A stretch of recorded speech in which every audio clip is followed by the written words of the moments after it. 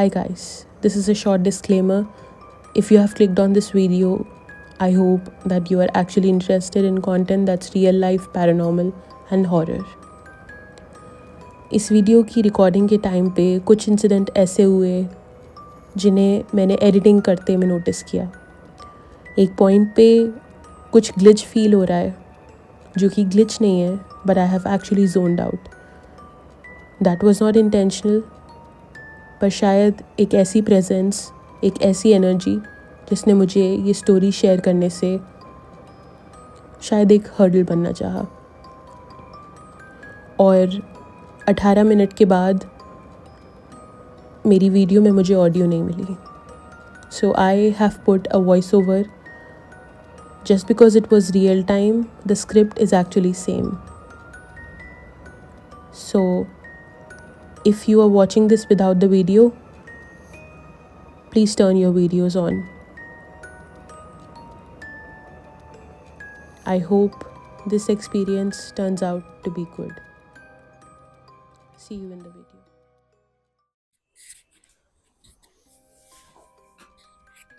Hi guys, this is Gayatri and welcome back to my YouTube channel. आज का video पिछले encounter in Jim Corbett का second part है। Before you watch this part, make sure you have watched part 1, क्योंकि अगर आपने part 1 नहीं देखा है तो ये पार्ट आपको समझ नहीं आएगा।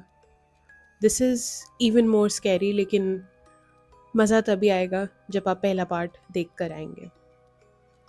For that I have attach the link in the description, तो आप डिस्क्रिप्शन में जाकर पहला पार्ट देख सकते हैं। सो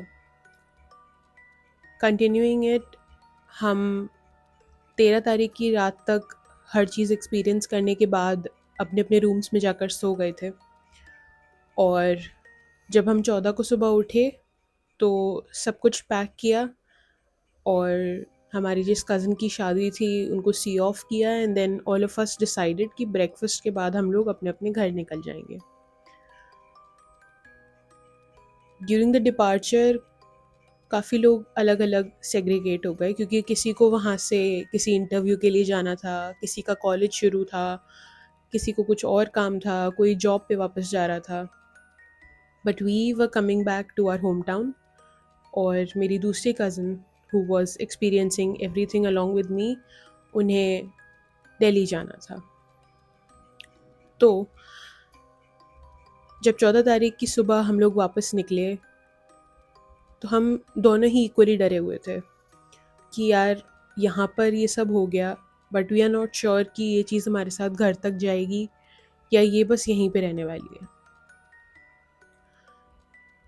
तो वापस आने के बाद सब लोग काफ़ी थक चुके थे, तो 15 और 16 की शाम तक हर कोई मतलब अपने नॉर्मल रूटीन से हट के ज़्यादा ही सो रहा था। लेकिन मुझे काफ़ी एक्सेसिवली नींद आ रही थी, जितनी नहीं आनी चाहिए थी। हम रात को सोते थे, सुबह सब लोग उठते थे, but I used to skip waking up. और मैं नॉर्मली बस खाना वाना खाकर दोबारा सोती ही रहती थी बस। नींद used to be like air, मतलब जैसे हवा आदमी को चाहिए रहती है, उसी तरीके से नींद मेरे लिए हो गई थी। तो मैं बस सोती रहती थी। 1-1.5 हफ्ते तक ये चला। थोड़ी बहुत डांट पड़ी, क्योंकि when you are in growing age everybody expects you to go out and play with your friends. मेरे ज़्यादा दोस्त नहीं थे, तो बहुत ही बेसिक एक्टिविटीज़ थी मेरी, या तो वॉक करने चले गए या साइकिलिंग करने चले गए। तो वही सब थोड़ा बहुत चलता था। Then I got back to my everyday schedule. Half yearly का टाइम आने वाला था, तो I had to get back to my tuition schedule also.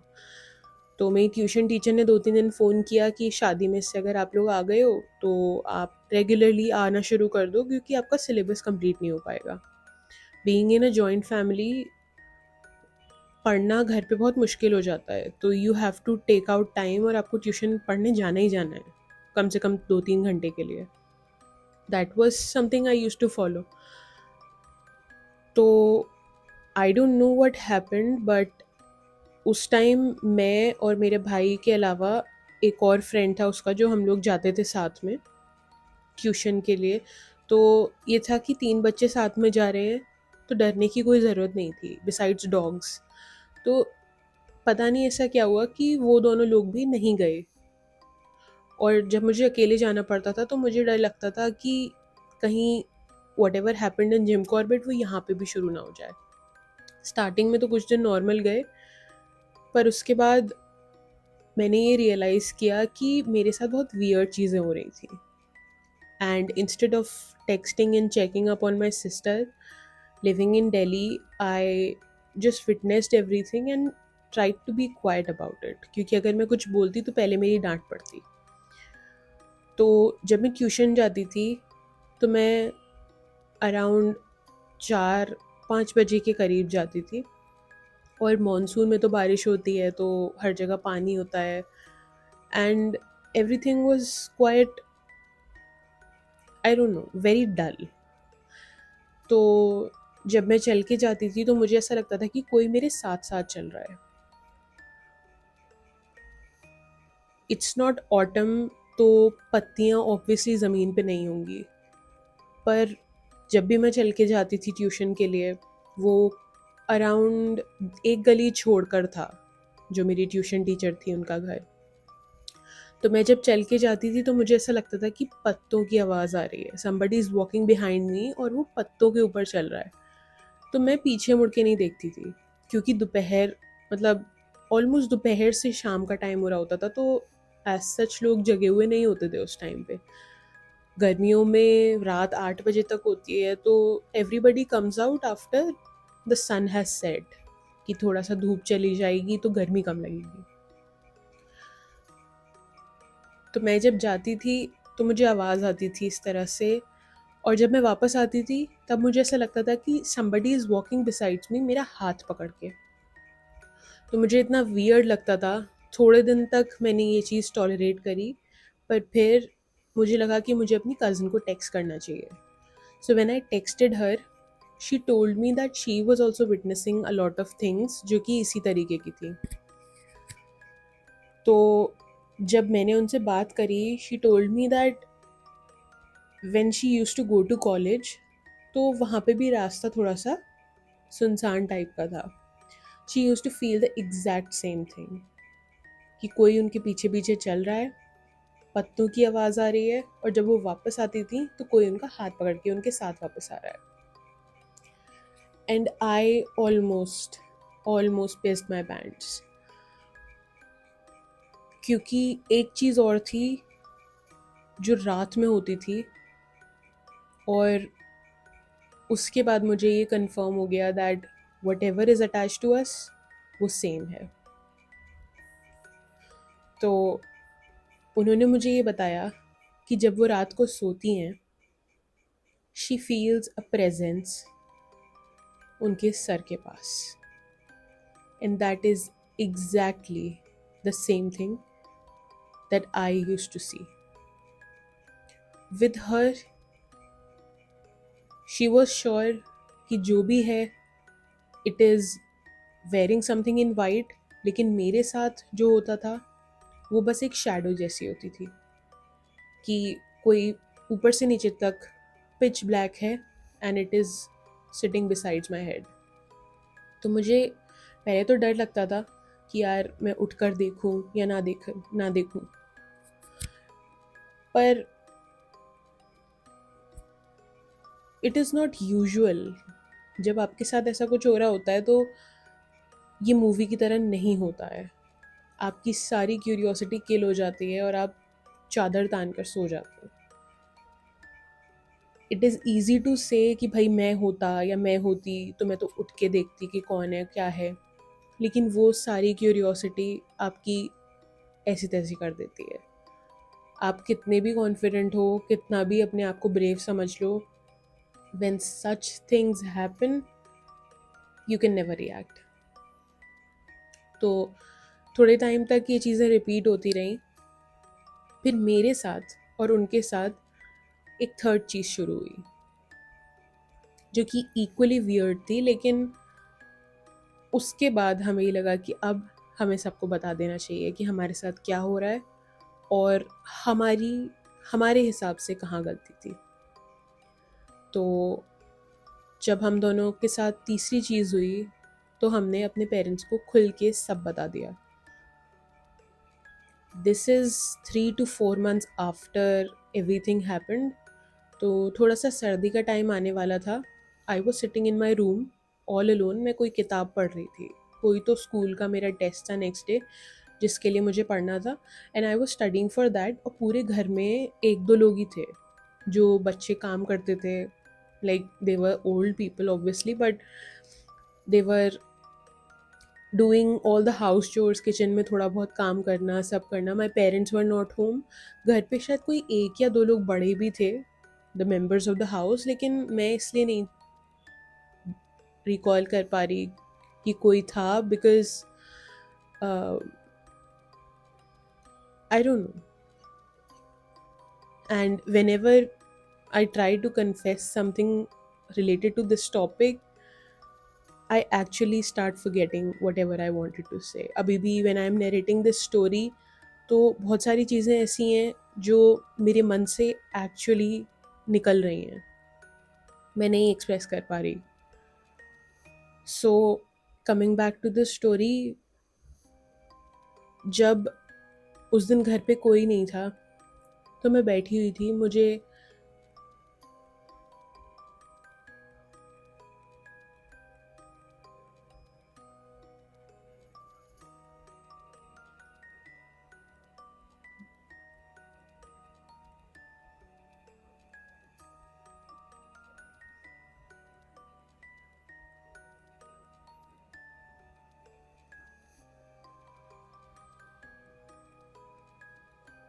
तो जब मैं घर पे बैठ के पढ़ाई कर रही थी तब मेरे साथ ऐसा हुआ कि घर पे कोई नहीं था, तो मुझे लगा कि चलो इट्स फाइन, कोई नहीं है तो there is no issue in this. लेकिन एकदम से मुझे ऐसा लगा that my mami, who is nowhere close to us, she doesn't even live in the same town, तो मुझे उन्होंने आवाज़ दी।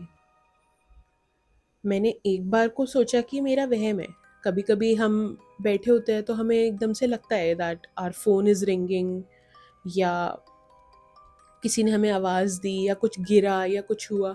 It is just a psychological reason कि हमारा ब्रेन एक जगह पे कंसिस्टेंटली कंसंट्रेट नहीं कर सकता, तो वो डिस्ट्रैक्ट करने के तरीके ढूंढता है। तो जब वो एक बार हुआ तो मैंने इग्नोर कर दिया कि maybe it's just something that's normally happening.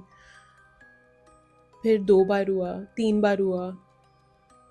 Then I texted my sister again कि यार मुझे ऐसे ऐसे लग रहा है कि somebody is calling me. Then she came and said कि यार लग तो मुझे भी रहा है। Then she called me on video call and she said कि यार ये चीज़ मेरे साथ भी हो रही है। I am over here in Delhi और मुझे ऐसा लग रहा है that my mother is calling her. So I was equally shocked कि यार this is getting out of hands and we need to contact our parents. This is not going to work this way. Then we decided कि हम same day same time पे अपने अपने parents को बताएंगे, and we told them. They were equally scared. उन्होंने किस किस पंडित को फ़ोन कर लिया, किस किस तांत्रिक से बात कर ली कि ऐसे है, ये है, वो है। ऑल ऑफ देम सेड कि आप हनुमान जी की पूजा कराओ, और वो सब भी कर लिया। Everything was going absolutely well, लेकिन ये चीज़ें क्योर नहीं हो रही थी। Then one day my mama met a tantric who was not so physically looking like a tantric, but he was practicing all those rituals. तो वो काफ़ी मतलब sophisticated तरीके से रहते थे। He used to wear all this white shirt or black pant, and उनको जब हमने ये सब चीज़ें बताई देन ही जस्ट स्माइल्ड। तो उन्होंने जब एकदम से क्रीपी सी स्माइल दी तो हमें लगा एज इफ उनको पहले से ही पता था कि ये सब हुआ है या ये सब होने वाला था। तो हमने नरेट नहीं किया कि हम कहाँ गए थे, कैसे क्या हुआ था, बस उन्हें बताया कि हमारे साथ ऐसा ऐसा हो रहा है। तो उन्होंने सिर्फ एक चीज़ बोली कि तुम लोगों को नदी के पास नहीं जाना चाहिए था। मेरी और मेरी बहन की हालत काफ़ी ख़राब हो चुकी थी उस टाइम पे कि हमने तो कुछ बताया ही नहीं है, तो इनको कैसे पता। तो जब उन्हें पता चला तो हमने बोला कि हम तो खाली ऐसे ही गए थे। देन ही सेड कि you shouldn't have gone there. तो हमने कहा कि अब तो चले गए, मतलब इतना महीने हो गए हैं, अब how do we take help, because we want rescue. इतना डर डर के मतलब हम नहीं जी सकते हैं, and it is very disturbing to be surrounded by such negative energies. उसके बाद फिर थोड़ी बहुत उन्होंने कुछ पूजा वगैरह बताई थी, कुछ तो धागे वागे दिए थे बांधने के लिए, हमने वो सब किया। और मेरे जो सिम्टम्स थे इस चीज़ से रिलेटेड वो थोड़ा सा सप्रेस हो गए। मुझे आवाज़ें सुनाई देनी बंद हो गई और मुझे ऐसा फील होना बंद हो गया कि that somebody is following me. पर मेरे साथ एक चीज़ बंद नहीं हुई, and that was feeling a presence near my head. तो मेरे को रोज़ सुबह शाम जब भी मैं सोती थी अपने सर के पास प्रेजेंस फील होती थी काफ़ी दिनों बाद तक। This is about 6 to 7 months into these, मेरी कज़न के साथ सिम्टम्स और सीवियर हो गए। तो हम देहरादून गए और वहाँ जाके मेरे मामा ने कॉल किया कि इन लोगों के साथ इस तरीके की प्रॉब्लम है। उन्होंने कुछ तो स्टोरी बताई थी कि वहाँ पर अ सोल वाज वॉकिंग जिनकी बॉडी की लेफ्ट साइड पैरालाइज थी, and he wanted to attach himself to a human. मतलब कि उनकी बॉडी की सीधी साइड पैरालाइज थी और वो किसी इंसान से अटैच होना चाहते थे टू गेट मोक्ष। तो उन्होंने अपना प्री हमें इसलिए चूज़ किया because my sister has one side of her body by birth किसी न्यूरल प्रॉब्लम में। मतलब her hand of one side of the body doesn't work like a normal hand. She has to put more efforts. उनको खाने के लिए, कपड़े पहनने के लिए एक हाथ से थोड़ा सा ज़्यादा सा एफर्ट लगाना पड़ता है बिकॉज कुछ तो बाय बर्थ न्यूरल प्रॉब्लम हुई थी, कुछ सर लगा था या कुछ हुआ था जो डॉक्टर्स ने छुपाया था। She was born by normal delivery और बर्थ के टाइम पे कोई तो उनका सर लगा था नीचे या कहीं पे, somebody dropped her, nobody knows, because her mother was a little bit unconscious and nobody from home was present over there. तो कोई नर्व ऐसी डैमेज हुई जिस वजह से उनका लेफ़्ट हैंड कुछ तो वर्क करने में प्रॉब्लम करता है, and still she has little bit of problem in her left hand, जिससे कि उन्हें राइट हैंड के कंपैरिजन में उस हाथ से थोड़ा ज़्यादा एफर्ट लगाना पड़ता है। It takes her a lot of time. She is very conscious about that hand of hers. तो जो वो सोल थी उसकी left side of the body was paralysed और उसे लगा कि this this girl is the correct person to catch as a prey. और वहीं पे अगर मेरी बात हो तो मेरे कुछ ट्रॉमास, मेरे कुछ एक्सपीरियंसेस ऐसे थे जिससे उस सोल ने अपने यंग डेज़ का या कुछ तो उसने अपना कनेक्शन किया जिसकी वजह से उसका इम्पैक्ट मेरे ऊपर भी आया। ये सब हमें नहीं पता था, हमें कोई आइडिया नहीं था, but the person who we went to इस क्योर को ढूंढने के लिए, उन्होंने हमें ये सब चीज़ें बताई। तो हम काफ़ी शॉक्ड हो गए थे कि ये मतलब कैसे, इन्हें कैसे पता है। उसके बाद हम उनके पास काफ़ी फ्रीक्वेंटली विज़िट करे, उनसे कई सारी पूजा वगैरह कराई। काफ़ी चीज़ें ऐसी हुई जो हमें नहीं पता था कि हमें करनी भी पड़ेंगी, बहुत सारे प्रिकॉशंस ऐसे लेने पड़े, सब किया हमने। और उसके बाद सिम्पटम्स धीरे-धीरे करके डिक्लाइन होने लग गए। जब हमें रियल कॉज़ पता चला तो हम काफ़ी डर गए थे, क्योंकि हमने नहीं सोचा था कि हमारी लाइफ में इस तरीके का एक्सपीरियंस इस स्टेज तक हमें लेके आ जाएगा। फिर उसके बाद जब पूजा पाठ वगैरह हुआ, सब हुआ, ये इंसिडेंट ऑलमोस्ट 6 to 7 मंथ्स तक चला था। और जब हमें इसका क्योर फाइनली मिल गया था, हमारी लाइफ फिर से बैक टू नॉर्मल हुई थी, तो उसके कुछ टाइम बाद तक उस सोल ने अपनी प्रेजेंस हमें फ़ील कराई। उस सोल ने फिर से वापस आने के रीज़न्स ढूँढे। काफ़ी कुछ ऐसा हुआ जो हमें नहीं समझ आता था, लेकिन हमारे पास हर तरीके की प्रोटेक्शन स्पिरिचुअल वे में थी।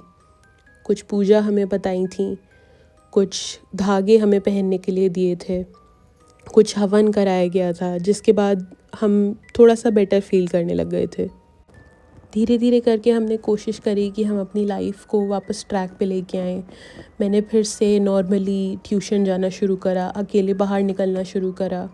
उन्होंने भी अकेले कॉलेज जाना शुरू करा। हम लोगों को समझ नहीं आता था कि हम उस प्रेज़ेंस को, उस चीज़ को अपने पास से सोते समय कैसे भुलाएँ। कुछ एहसास हमें इस तरह से होते थे कि हमें लगता था कि कहीं वो चीज़ दोबारा से रिपीट ना हो।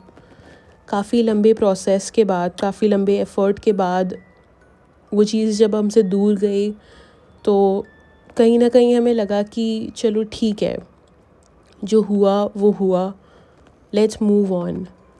पर आज भी कई सारे इंसिडेंट्स ऐसे होते हैं जब हमें वो चीज़ अपनी प्रेजेंस फ़ील करा देती है। She is doing great in life and I am sitting right here narrating my story, my journey to all of you. थोड़ा थोड़ा डर लगता है आज भी जब इस तरीके के एक्सपीरियंसेस या पर्टिकुलरली इस एक्सपीरियंस को किसी के साथ शेयर करा जाता है, पर शायद लगता है कि लोग वो चीज़, वो गलतियाँ पहाड़ों में जाकर ना करें। कुछ कल्चर्स के साथ उस तरीके से छेड़छाड़ ना करें जिस तरीके से हमने फॉर फन करी। Respecting cultures, respecting identities, respecting souls, the people who we can't see but are still present around us is something that we should keep as our topmost priority. हमने इस इंसिडेंट से काफ़ी अच्छा lesson gain किया बहुत ही बुरे experience के बाद, पर इस स्टोरी के through I just want to tell you that beware, learn a lesson and never say yes to experiences that could turn out to be a disaster. This was it for this video. I am attaching my email ID in the description below, and I request you all to share your real life experiences so that I can be your voice on this channel. Don't forget to like, share and subscribe to my YouTube channel for more such content. Until next time, thanks for watching.